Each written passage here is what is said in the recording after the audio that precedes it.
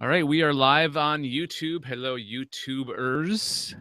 We're about to record another new episode of the Alien Invasion podcast. And going to ask you guys to check out our website if you want the full, complete, produced audio version of the podcast. It's at gncasts.com/aliens. All right, let's get the show on the road. I think we're ready. We're recording. Let me double check because I'm paranoid. Yep, recording. All right. It's Thursday, October 20th, 2016. Welcome to the Alien Invasion number 198, a Galactic Network podcast. I'm Dave Nelson along with Brad Ludwig and Anessa Moynes. Hello, you two. Hello. What's going on in Wisconsin land? Well, it's been pretty rainy around here. The leaves have turned and are starting to fall, and that means yard waste cleanup stuff. Woohoo. Yay. I'm just plowing them down with the lawnmower. But now we're having mower issues, so I'm probably going to have to rake the rest. Damn it. I know, I hate leaves. Well, actually, I don't hate them so long as they're on their trees. It's when I have to clean them up that I hate leaves. They fall. So. It's a different story. It is. That and pine needles. We learned something new about Anessa this evening. Take a note of that. In Texas, I didn't have to deal with this crap because everything was dead. That's the state slogan, right? Because everything is dead. All right. Thanks to Monkey Warhol for providing our intro music. It's a song called Alien Syndrome. You can find it at soundcloud.com/monkeywarhol. And this is the show where we talk about beings from elsewhere in the universe, you know, not humanoids on or from planet Earth. And their appearances in film, TV, video games, comic books, science, and real life. And again, this week, we're going to start with a question for you two. Okay. Do you believe alien abduction stories that were revealed through hypnosis? Of course, the most famous of them all is Betty and Barney Hill. That kind of kicked it all off. But do you guys believe in the things that people say under hypnosis, that people that believe they were abducted? I think it depends on the hypnotherapist. Okay. Because I've seen recordings or sessions or whatever that people have posted and have shown up in documentaries, and the hypnotherapists can be very leading, I suppose. So they'll ask a question, and rather than say, "What do you see?" it's like, "Where do you see that light?" Mm-hmm. Or like if the person makes a comment that like, "I see a light," and they're like, "Where above your vehicle do you see the light?" Like they automatically put a place where this object or light or whatever it may be is. And it could be a light that was initially on the ground. It could have been like somebody's headlight. And suddenly they've messed with this poor person's mind and had them thinking that it would be like up in the air. So I think it really depends on the person giving the hypnotherapy and the types of questions that they ask. If they're trying to lead them somewhere, like what sounds, like how loud was the humming sound that you heard? When the person never mentioned anything about any sounds. So now they're like, oh, well, it was there. It was very loud or it was very quiet. Then, you know, just, I don't know. I think without, I guess, maybe like a transcript or something or a video of the types of questions that were asked, it's really hard to say, but I would say I would be kind of skeptical of any stories or memories that came out of the the session. Just for that reason, the questions can be very directional, influential. All right. I don't know what's a good word for that. No, I get what you're trying to say. Brad, what do you think about this? Anessa and I are of a like mind on that. Okay. Would you believe people more if they actually remember it without being hypnotized? I guess I think that he asked me. I didn't say anything. No, you didn't. It's one of those things where it always kind of boils down to proof. And we have reached a point where eyewitness accounts no longer even work in trials.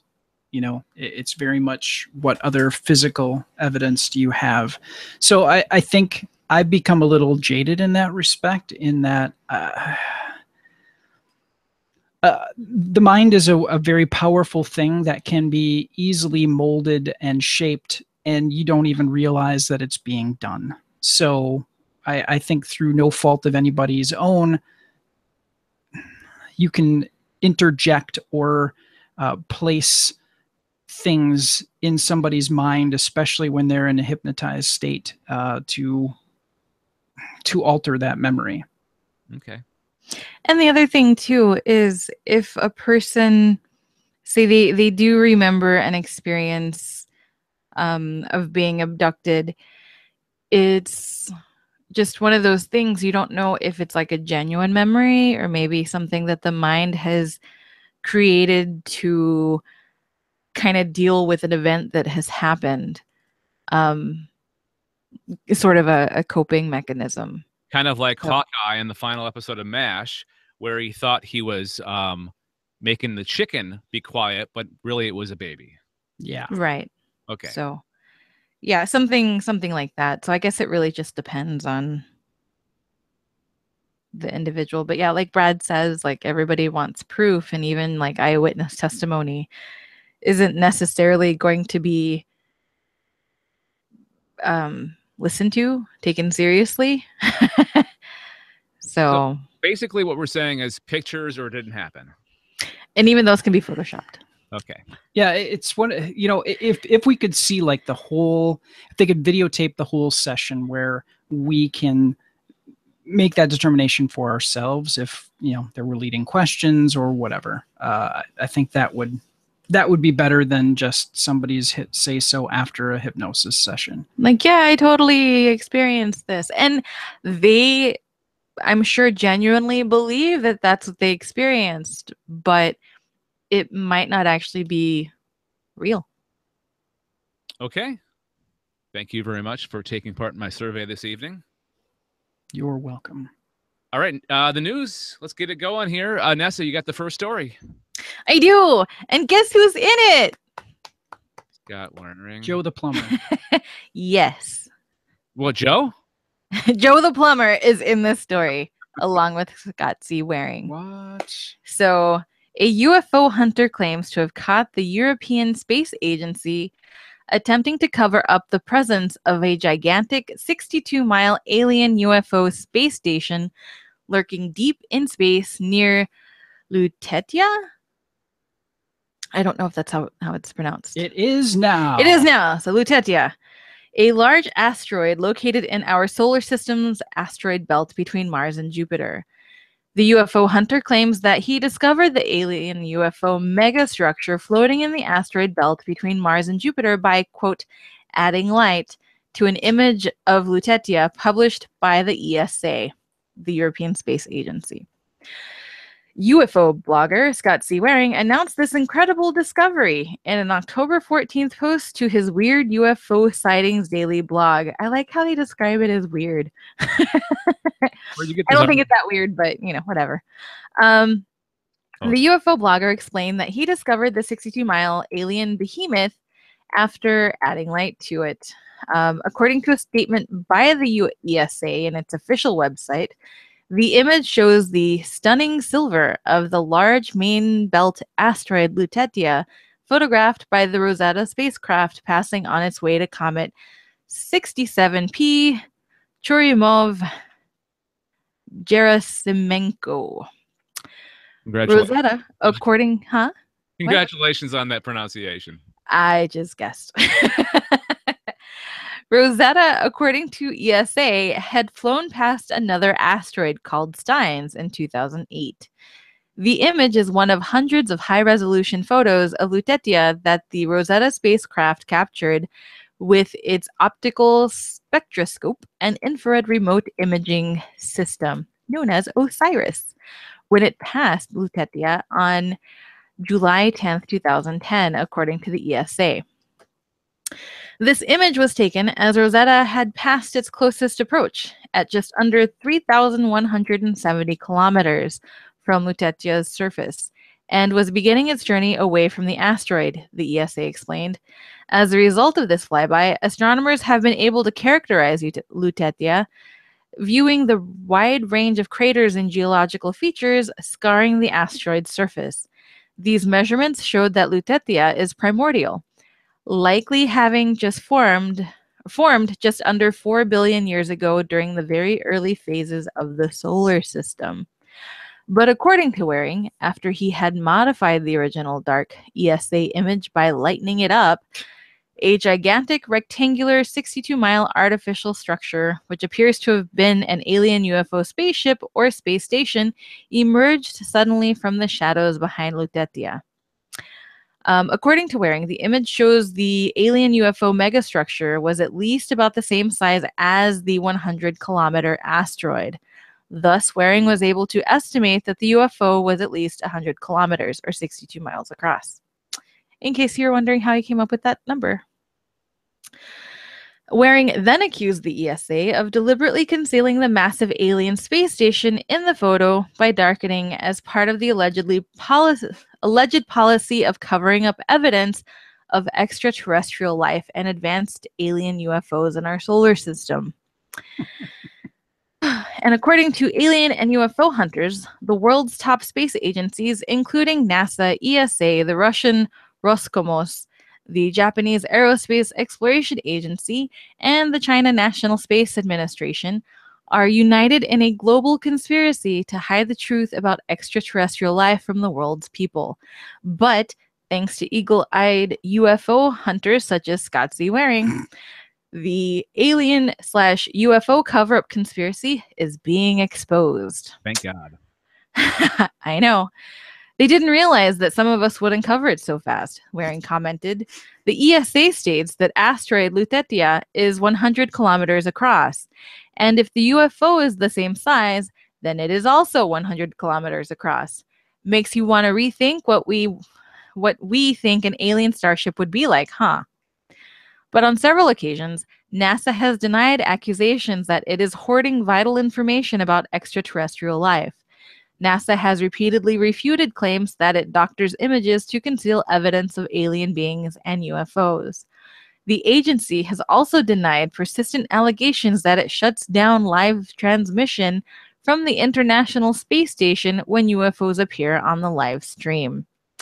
You can read more about this story and more of Scott C. Waring's quotes that I cut out because it was getting even more redundant at theinquisitor.com. I've noticed that the Inquisitor will repeat information. They're incredibly redundant, and I tried to cut out as much as I could, but I missed some, and I'm sorry. But it was much worse. I'm glad you cleaned it up a little bit there, Anessa. Yeah, and because it's like, oh, let me tell you about this thing, and then we're going to post Scott C. Waring's quote that essentially says the same thing, and then we're going to repeat it again. You missed it the first 3 times. Here it is again. In case you missed it or spaced out the first couple of times. But anyway, so yeah, the ESA is covering up, along with the rest of the world space agencies, the existence of extraterrestrials. Well, as we've learned from Donald J. Trump, it's a conspiracy. Everything's a conspiracy. So It is. His wig is a conspiracy. It might not be a wig. His hair plugs, his hair. I don't know. Whatever that is on his head. It's an alien. Yeah. See, that's the biggest cover up. See, of all. I'm pretty sure that his hair is actually this alien creature that's attached itself to his head and is bent on taking over the world with the help of Donald Trump's status and his money. It's a symbiont, then, is what you're saying. Yes. So the real Donald Trump is not really in charge of the Donald Trump body. No, he's just hanging out there, no control. He's just kind of watching his body be driven by something else, I'm sure. Okay. That's a pretty good theory. I'm going to go with that one as well. Okay, so back to the story. Do you guys believe Scott C. Waring? No, because if you look at the picture, and I wish our setup here was working out video wise, but no, it's an artifact. And when you purposely jack up the brightness of a picture that is black, it manufactures artifacts. It tries to manufacture data. And that's exactly what's happened here, because this quote unquote UFO looks like a big rectangular box with little, it's ridiculous. The fact that he's even trying to remotely fob this off as a UFO is absolutely ludicrous. I'm willing to go along with some of Scott C. Waring's stuff and maybe laugh at a few things, but this is just utter crap. All right. You heard it from Brad. It's utter crap. Sorry, Scott. That's my takeaway. It's full of crap. All right. I'm going to hang on. I'm going to end the recording right there. I'm trying to separate our story so it's easier to edit. All right. All right. There we go. Where am I at here? Where am I at? Am I next? Am I next? Yes. Maybe. All right. So there is a War of the Worlds series coming to TV. You guys pretty excited about this? I don't know. Well, I keep talking. Yeah, let's get the full prospectus here. You need more evidence, eh? Yes. Yes. Okay. Sell me on this. So the TV adaptation will be written by former Teen Wolf writer Andrew Cochran. That show's been on for a while. I never realized how long or how many years it's been on. It's been on several seasons. Yeah. Also executive produced by its creator, executive producer Jeff Davis, as well as The Firm's Josh Berry. And this is kind of a cool little story. Doing a new series based on H.G. Wells' 1898 book has been a passion project for Berry, whose grandfather, Gene Berry, was the star of the first War of the Worlds screen adaptation, the 1953 Paramount movie. Which I think is pretty cool. So it's kind of staying in the family. A bit, yeah.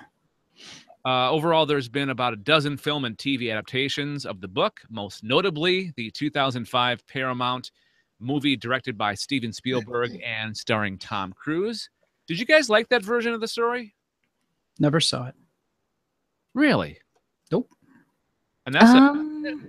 I'm trying to think. I did see it. I didn't hate it. But they changed a major part of the story. They did. But I've really been trying hard over the years to like disconnect the new versions from the old versions. So if you take it on its own and don't compare it to the original, it's not bad. It's not like the greatest thing ever, but like I said, I didn't hate it. Okay. That's a good way of going about things sometimes. Sometimes you have to, because if not, I find myself comparing things and be like, well, that's not what happened. That's not how it's supposed to be. Why are they doing this? This is dumb. The original is better. And then I end up hating it. Do you do it with book adaptations as well? Like a book that you've read? I do. I've gotten to the point to where if I've read a book recently, and like a movie comes out shortly after, I won't watch the movie until like way later. Because if the book is fresh in my mind, I end up being overly critical. And it's hard not to be, in my opinion. So, right. But if there's enough time for me to kind of let things soak in and then forget a few things and then go into the movie with like a fresher mind, then yeah. I actually kind of prefer watching the movie and then reading the book now, just for that reason. If I know that the movie's coming up pretty quick, I'm like, oh, that's a book. I want to read that. I heard Then, a great theory or a great way of thinking about this. You watch the movie first, and usually they don't put the whole book in a movie.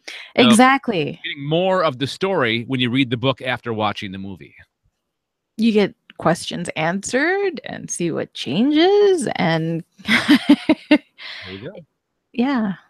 So Speaking of books, the novel, the original War of the Worlds, shot up in popularity following the famous or infamous Orson Welles' 1938 radio adaptation, which presented the story as a series of fake news bulletins reporting of an actual Martian invasion in progress, which caused panic among its listeners. So I'm looking forward to this. I hope they do a good job. I think it's only been adapted into TV once before. When I was doing some research on the story, the original article where I got it from, I believe it was Blaster, they mentioned a Canadian series back in the 90s. Yes, and it was the first season was really good, and then the original aliens were taken and over and destroyed by another group of aliens, and then it kind of went downhill from there. Okay. I'm going to have to try to find that. I'm curious. I'd like to watch that. It was very, very interesting because in order to keep the keep the bacteria and diseases away, they would take host bodies and then they would surround themselves by nuclear waste, which would cause their host bodies to slowly decay. So by the end of the season, they were kind of wearing hazmat suits because their bodies were completely falling apart. Ah, well, that'll happen, right? Absolutely, it will. The thing. And we're coming up on Halloween, which is, we were talking about this before we started recording the podcast tonight. They aired that radio drama on October 30th of 1938. So on Halloween Eve is when they freaked the bejesus out of the public. All Hallows Eve. Yep. So we'll keep this on our radar, and we'll report back any more details or updates that we have on the War of the Worlds TV show. Neat. All right, I'm going to stop that real quick. Bear with me here, guys. This makes editing a lot easier when I can kind of record it in chunks. All right. Okay. And Brad, you have the final news story here on this edition of the Alien Invasion, don't you? I believe that I do.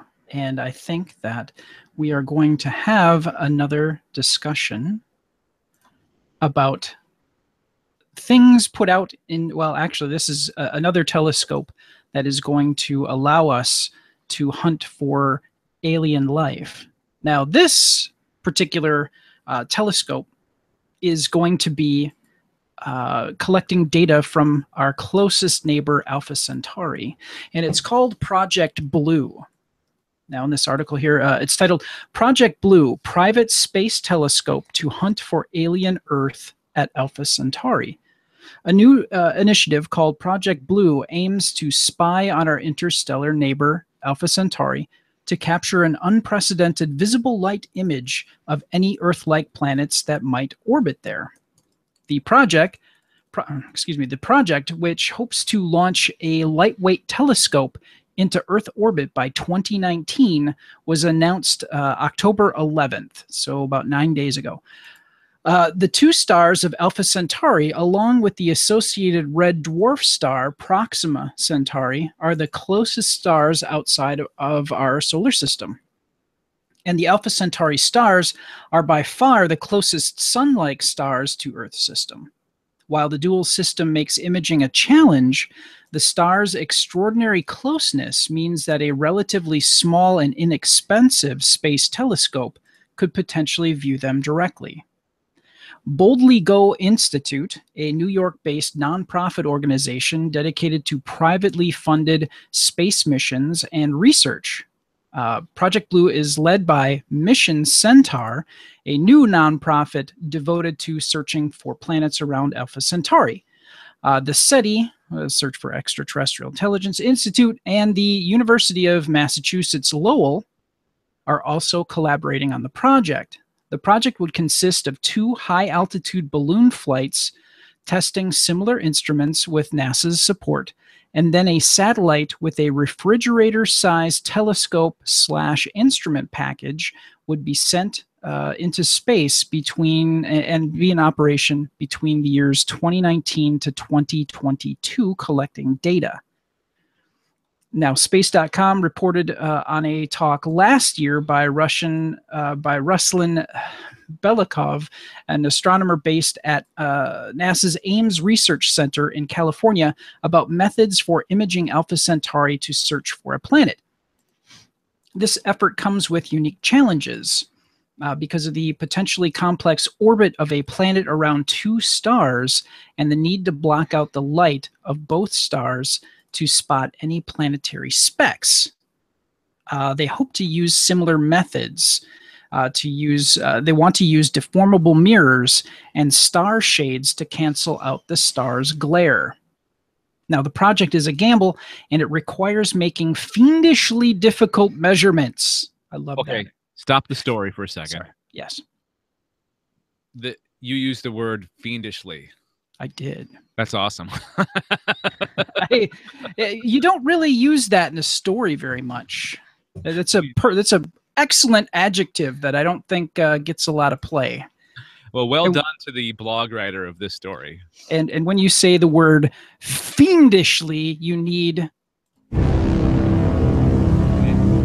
your fingers like the evil villain in movies and TV shows, and go. Or no, yeah, rub your hands together like that.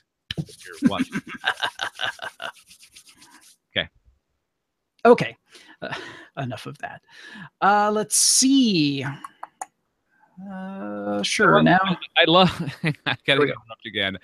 I love how we take a serious story about like a serious science story and just take a left turn and start talking about evil villains and how you know what you need to do. You need to rub your hands together and laugh.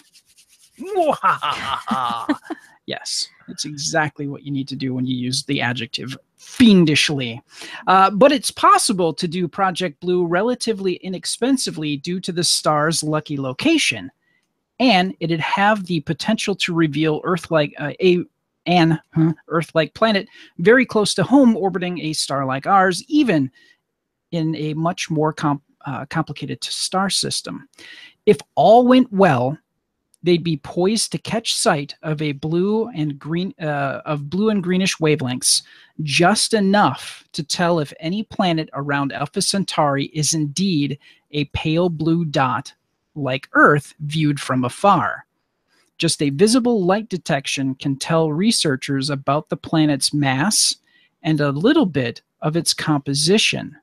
Reflectivity could indicate clouds, for instance, and the next steps of research could be characterized in further planet searches.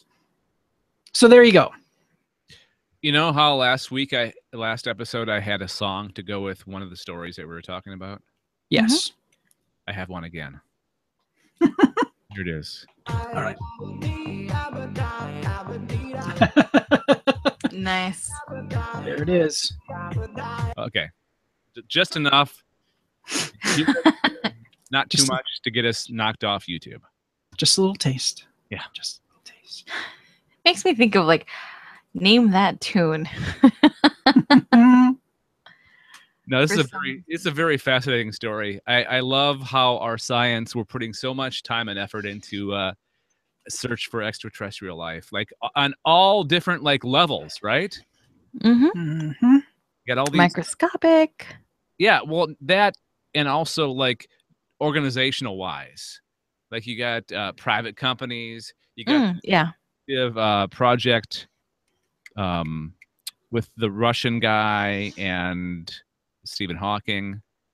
Is it Project something? Oh, Project Starshot? Yeah, no, not Starshot. It's another one. But Starshot is kind of related to it, but not really. Yeah, it's Project Star something. Okay. Anywho, my point was that we're putting a lot more, like the technology is getting better, and there's this big effort, this big concerted effort on all fronts to find alien life out there somewhere. And I think that with all the stuff that we're putting into it, I think we're going to find. Oh, there's Breakthrough Starshot. Breakthrough Starshot. Thank you. There it is. Breakthrough Listen is what I was thinking about. Oh, okay. There's the other one. Yep, Listen and Starshot. So many names. Yes. So, real quick question, just a ballpark. When do you think we will find alien life, like a signal? I know that you guys have nothing to base it on, but just your gut feeling. 2037. Very exact, Anessa. That's the first number that popped in my head. Okay. I'm writing it down. Seems reasonable. Seems legit. That's 2037. Okay. We'll do a special episode that year. Welcome to the Alien Invasion episode. Well, the rate we're going, we skip weeks sometimes. So we'll be on episode 500 or something like that in 2037. Episode 3952. What do you think, Brad? When do you think we'll find extraterrestrial life? Not like microbial within our solar system, like maybe on Mars or one of Titan on one of Saturn's moons, but like a signal from space. Wow. I would say no, I'll go with about 2030. Okay. All right. In about 14 years. Okay, and hopefully I'll still be alive. We'll check back. Okay. All right. Let me stop that. I think we're done. We're done with that story right there. I'm looking forward to talking about this sighting. It comes from an actual listener. What? All right. Here we go. All right. Time to check into the world of close encounters, UFO sightings. This is the sighting section. And we got this one from an actual listener. A listener of the show wrote in, aliens@gncast.com. It's Thomas Urso. And he writes, it's kind of long, so bear with me here. I'm an American expat living in Hanoi, Vietnam. About 1 year ago, on actually October 31st, 2015, so on Halloween of last year, I had my first contact abduction experience with Arconic. Let's see. Archon. How do you pronounce that? Do you think, guys? Archontic. Archontic. Archontic. I'm trying to. Archontic entities. Yes. I'll go with that for now. Brad, if you can think of a different pronunciation, then feel free to pipe in. Archontic entities. It remains an ongoing experience in that I'm still in contact with these entities who have made me fully aware of the hyperdimensional matrix control system and the game as it's been applied to my life and also that of my girlfriend. In my case, it seems to be caught in some state of halfway, oh boy, another word that I've never said before. See, now I have to actually look at the story instead of listen. Kundalini, halfway Kundalini, not knowing if I should raise it, lower it, or ignore it. And this follows on the astral projection abilities I've inherited post-abduction.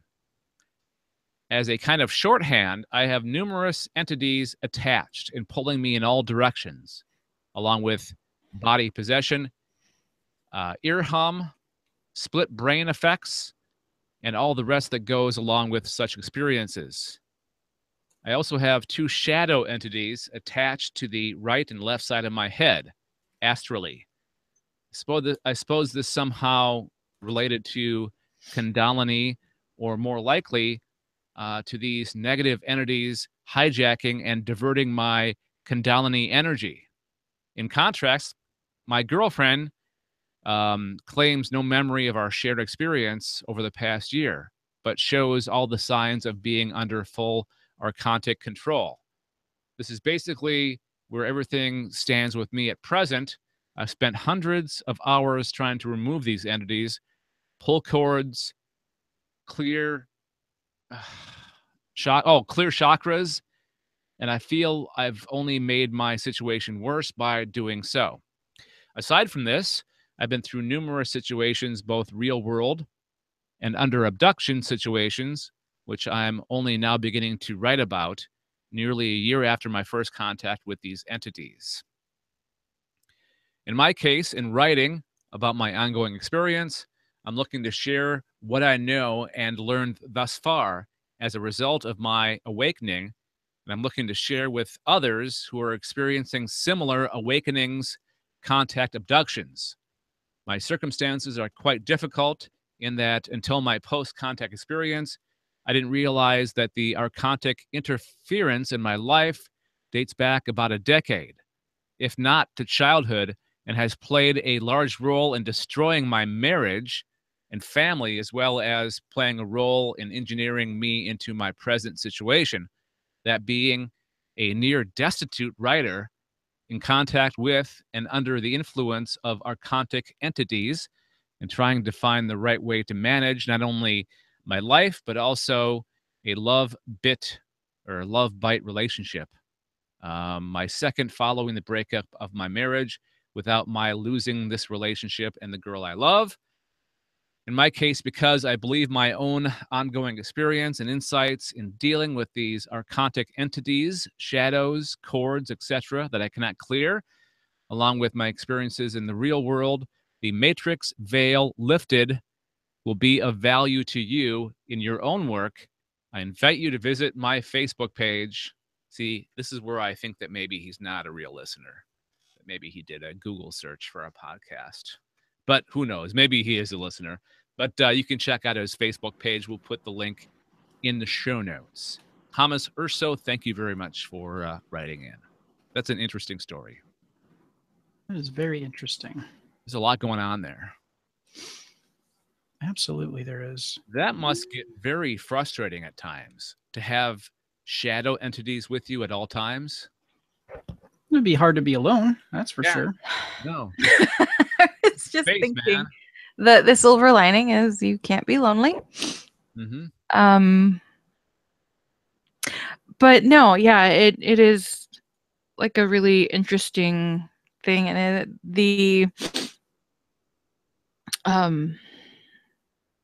just the amount of effort that he's said that he has spent trying to get rid of these entities, these beings. Mm-hmm. It kind of makes me wonder though if it is aliens. Like, I'm thinking more like spiritual, supernatural sort of. Oh, okay. Like, because I was thinking maybe some form of mental illness, possibly. Well, it could be what he's going through is, a legitimate thing that could look like mental illness. Okay. Yeah. Good point. Yeah, and I can see the mental illness aspect. I can also see that maybe there is something going on that people would think is mental illness, and I'm sure he's heard that before. Mm-hmm. Like, oh, you're just crazy. And that would have to be frustrating if, like, since he's actually experiencing this and there's a lot of people that don't believe him. I'm like, how are you supposed to get help if no one believes you? So, yeah, it's wild. Okay. And I just want to clarify that all three of us have open minds, so we believe anything is possible. So we're not saying that you have mental illness. We're not saying that it didn't happen.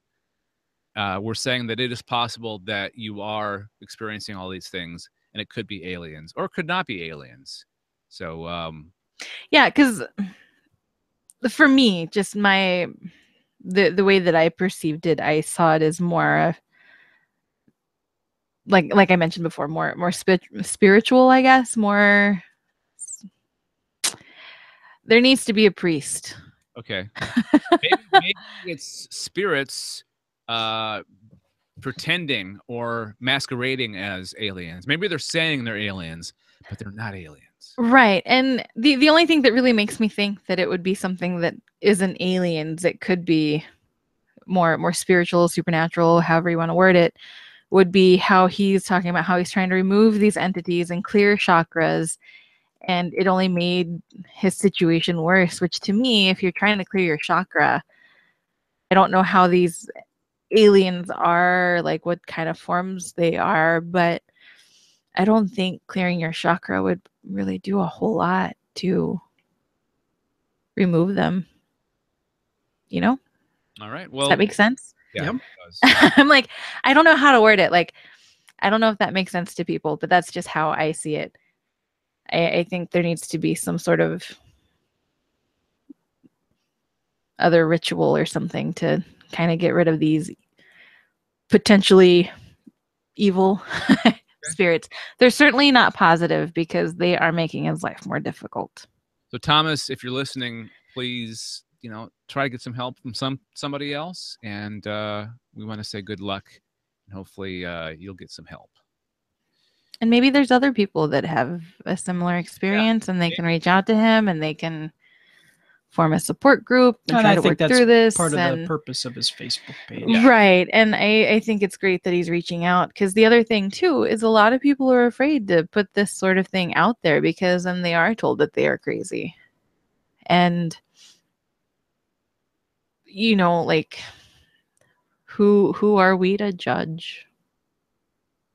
Fair enough. All right. We'll end that discussion right there. That was perfect. All right. Get into our picks. Picky. All right. I'm terrible. Why? I have no pick. Okay. That's okay, because we're running a little bit late. We're recording Galactic radio stuff tonight, so it'll just be me and Brad, and perfect. All right. All right. It's time to reveal our picks and or warnings, all related to aliens and extraterrestrials in some way.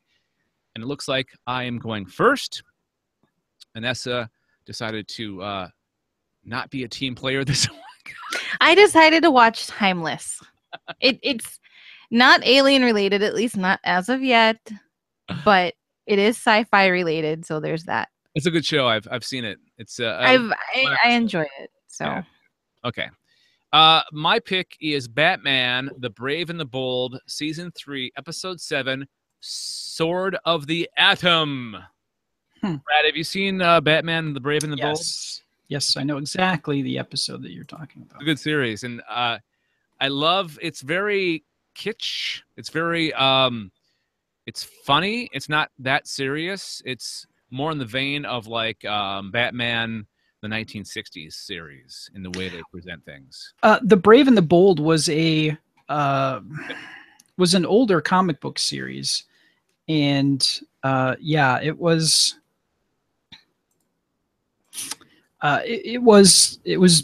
that's how it kind of worked. Yeah, it was always had that feel, right? It was always and that's what this series is doing. Is Batman teaming up with others, and in this episode, and I think originally The Brave and the Bold was not Batman, it was just DC characters, but it eventually became mainly Batman teaming up with other heroes, I think. I think that, I read an article about it a long time ago, and I seem to remember. I think it was team ups, and then Batman was doing really well, so they made Batman the focus, and it was team ups with Batman, and then later on they changed the focus of it again and highlighted other DC characters. So this show was awesome because I don't know if this is every episode, but they have an opening and then they get into the main story. And the opening on this episode was a musical number in a spoof of a 1950s sitcom called The Curries of Atlantis. Oh, yeah. It features Aquaman's entire family, including his wife and Aqualad. His wife. My wife. Aqualad and Black Manta.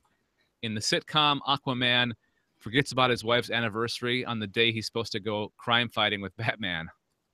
It's Tuesday. I gotta go fight crime with Batman. It's like boys' night out, and they fight crime. It's pretty cute.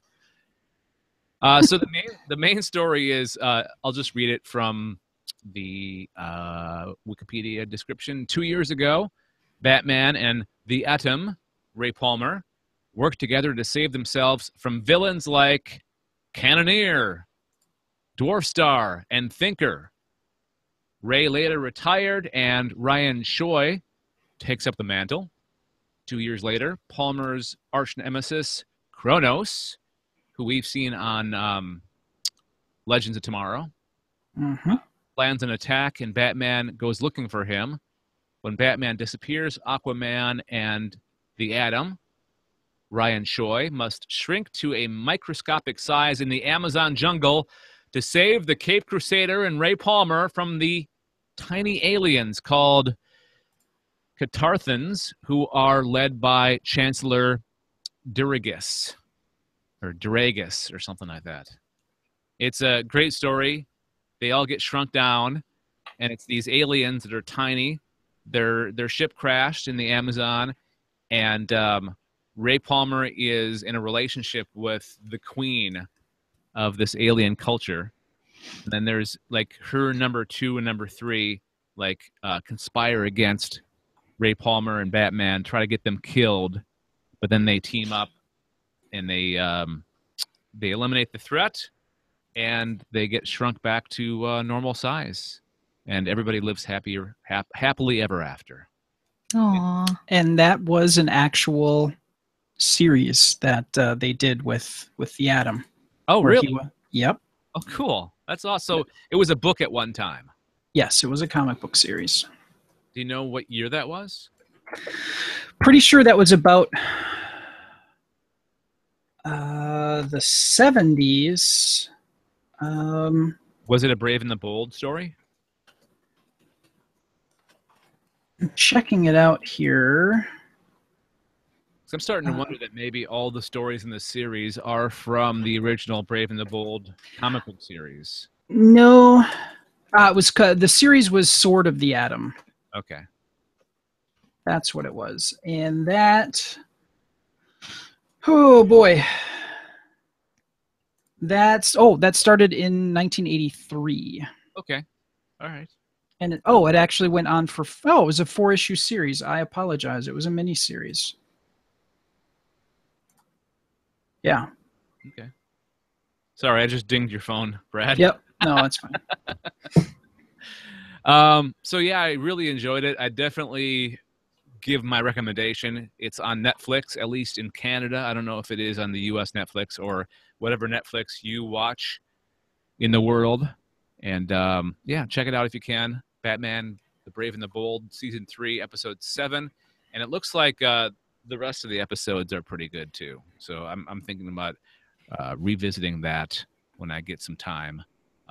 Watch a little Netflix, little Batman Brave and the Bold. So that's my pick. You should watch that whole series because it's wonderful, truly wonderful. And especially if you're a comic nerd, it's even more wonderful.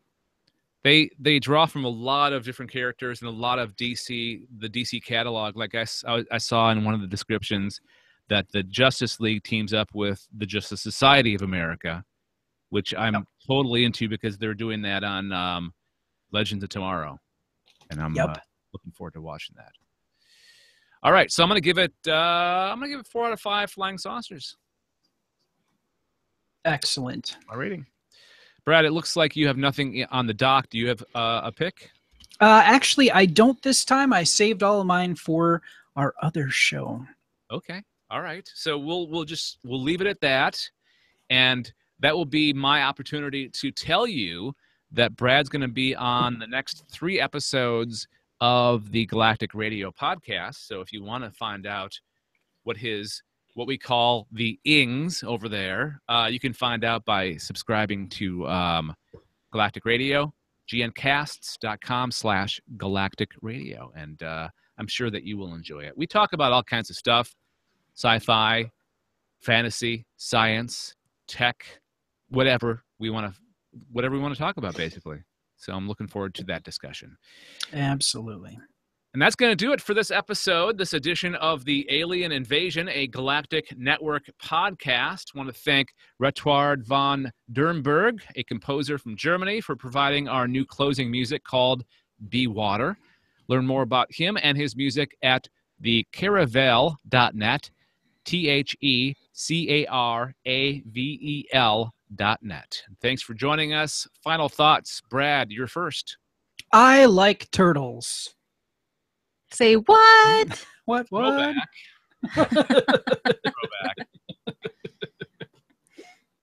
Check out our back catalog. I'm sure that you'll hear Brad say, I like turtles. I'm sure I've said it a time or two as well. All right, Anessa, we like turtles. What's your final thought, Anessa? We like turtles. We like turtles. Yes, we do. We like turtles. How about you? All right. Thanks for listening, everybody. We'll talk to you next time. Bye. All righty. There we go. Let me turn off the live stream. Stand by. Please stand by. Please stand by. Where is it? There it is. All right. All right. Thanks, guys. Super duper.